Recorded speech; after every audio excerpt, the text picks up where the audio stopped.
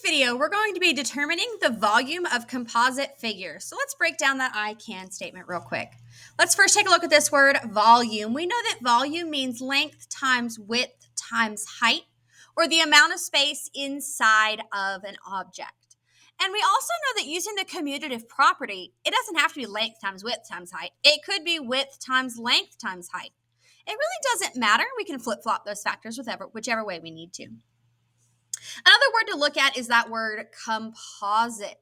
Now, composite means it's made up of more than one part. So the rectangular prisms that we have been finding the volume of have only had one rectangular prism part. This time, they're going to have 2 to 3 or maybe even more. Let's take a look at this very first example here on the left. As you can see, we have a composite figure. It looks like a box stacked on top of another box, or a box with a bite taken out of it. Our job is to divide up this composite figure and find the volume. So first things first, I'm going to go ahead and divide it. I chose to divide mine here. You could have divided it down, but for this one, I think it's going to be better to divide it across. So I've gone ahead and divided it. So I now have 2 rectangular prisms. I have one here and the second one here. It's always helpful to go ahead and label your shapes 1 and 2. You could also color code them. So we could use, like a pink highlighter for one and a yellow for the other. Whatever works for you. First things first, let's find the volume of the first one. So for the first one, we want to find the length times the width times the height. All right, so let's start with length. As you can see, the length is 8. It's spelled out for you right there. It is 8 units long times the width. So the width is how wide something is. So it would be this line here, but there's no number there. This is where it gets a little tricky, but also a little bit easier. Each time that you're doing a composite figure, one of the factors will be the same, at least one, for both figures. So for this one, it's going to be the width, because as you can see, we see the width right here is 3. These 2 lines are exactly the same because the 2 shapes have the same width. So we know our width is 3. Now, the last thing we have to figure out is the height. We want to know how tall it is. This is where it gets tricky, because if I look on this side, 15 is the height of the entire figure. And I only want to know a small part of that figure. I only want to know this part of that figure. So we want to know this height. We're going to take that 15 and subtract the 7. We're going to take that 15 and subtract the 7. Because basically, we have it broken in half here. We want to know what this top part is and leave out that bottom part. So we're going to take 15 minus 7. That's 14, 13, 12, 11, 10, 9, 8. So we know our height is 8. And we're going to do that math here in just a second. That was figure 1. Let's go ahead and look at figure 2. Figure 2. Let me redivide that. There we go. Let's go ahead and look at figure 2. Again, we're looking for length times width times height. And again, our length is super obvious. We've got 12 right there. It is 12 units long. Times the width. Remember, in every single one of them, every single composite figure, there's going to be 2 factors, or really 1 factor that's the same for both figures. For this one, it is the width. The width of the bottom rectangular prism is also 3, just like the top rectangular prism. And finally, we're looking for that height. It gives us the height right here as 7. Now let's go back and calculate. I know that 8 times 3 is 24, and I want to multiply 24 times 8. 8 times 4 is 32, 2 times 8 is 16, 17, 18, 19. So I know that figure 1 is 192 cubic units. Now I know 12 times 3 is 36 times 7. 6 times 7 is 42. 7 times 3 is 21, 22, 23, 24, 25. So I know that the volume of composite figure 2 is 252. So composite figure 1 was 192. Composite figure 2 is 252. But if I erase that line in the middle, I want to know the volume of the entire figure. So we are going to add those together. 252 plus 192. 2 plus 2 is 4. 5 plus 9 is 14. 1 plus 2 plus 1 is 4. 444 units cubed. Units cubed. Remember, you can back up this video at any point to make sure you have your notes copied correctly. But let's go ahead and jump into the next shape here. As you can see with our next shape, it's like an upside down L. Let's go ahead and divide it up. I'm going to divide it right here. You also could have divided it vertically, but I think it's going to be easier to divide it horizontally for this problem.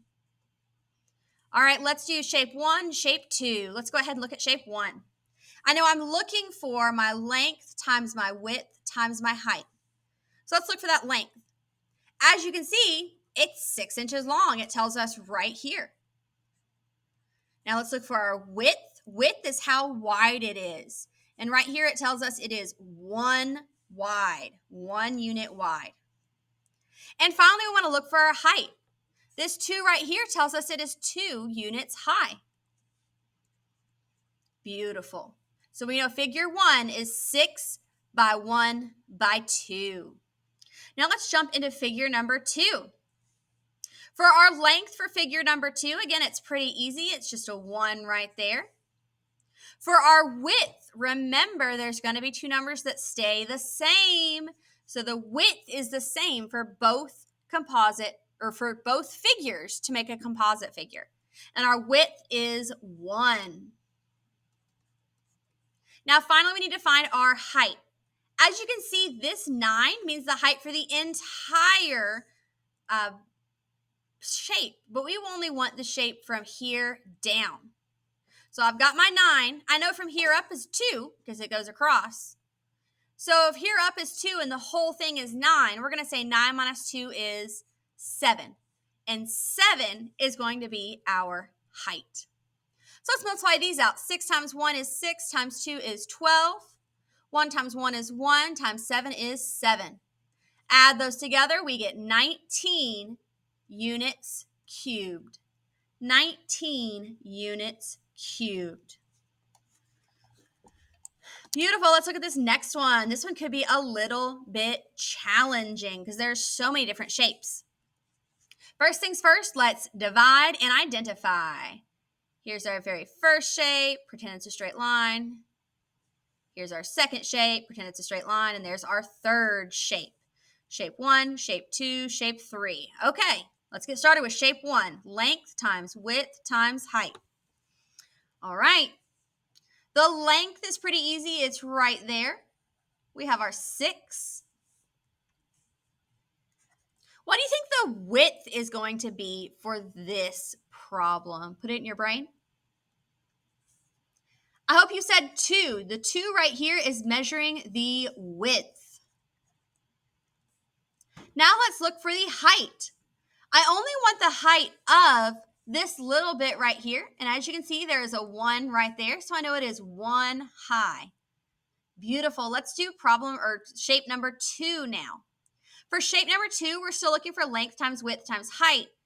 But that's going to be a little bit harder because we only know the length of the first box and we know the length of like this little second piece.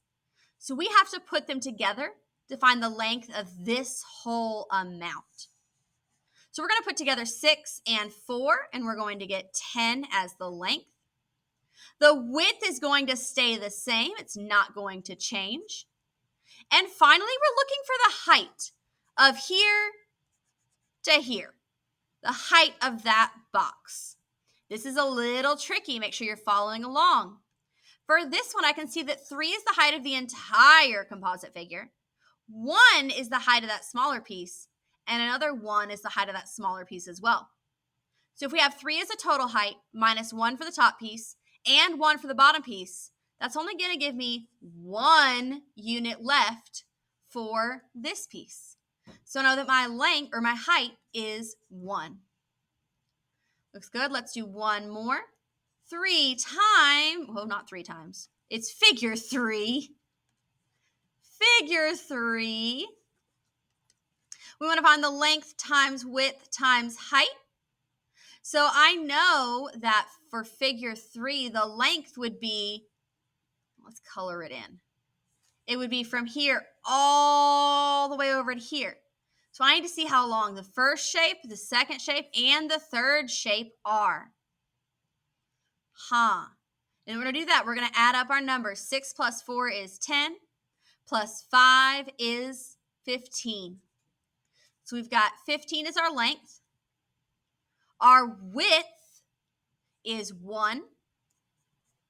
And our height, we're looking for the height of just the bottom one. So our height would also be 1. Let's go ahead and solve these out. 6 times 2 is 12, times 1 is 12. 2 times 10 is 20. 15 times 1 is 15. This is going to be the volume of this weird looking rectangular prism. 2 plus 5 is 7. 1 plus 2 plus 1 is 4. So the volume is 47 cubic. Beautiful. Let's move on to that very last question. Mary wants to stack 2 boxes. The first box is 8 inches tall, 3 inches wide, and 4 inches long. The second box is 9 inches tall, 2 inches long, and 3 inches wide. What is the volume of both boxes combined? So this is asking us kind of the same question we just did in the last one. We've got box number 1, and we've got box number 2. So for box number 1, we know it is 8 by 4 by 3. And we know the second box is 9 by 2 by 3. So how much are both of them put together? I know that 8 times 4 is 32 times 3. 3 times 2 is 6. 3 times 3 is 9. So we've got 96 over here. 9 times 2 is 18. 18 times 3. 3 times 8 is 24. That's 54. 54. All right, so all we have to do now is add together 96 plus 54. 96 plus 54. 6 and 4 makes 10. There's 15. So if Mary wants to stack 2 boxes, the volume of the first box is 8 inches tall, 2 inches, 3 inches wide, and 4 inches long. The second box is 9 inches long, 2 inches tall, and 3 inches wide. What is the volume of both boxes combined together? If you combine both of those boxes, you're going to get a volume of 150 cubic units. Looks good, looks good. Make sure you're asking questions if you need them, rewinding the video at any point you need to. And let's get started on that classwork.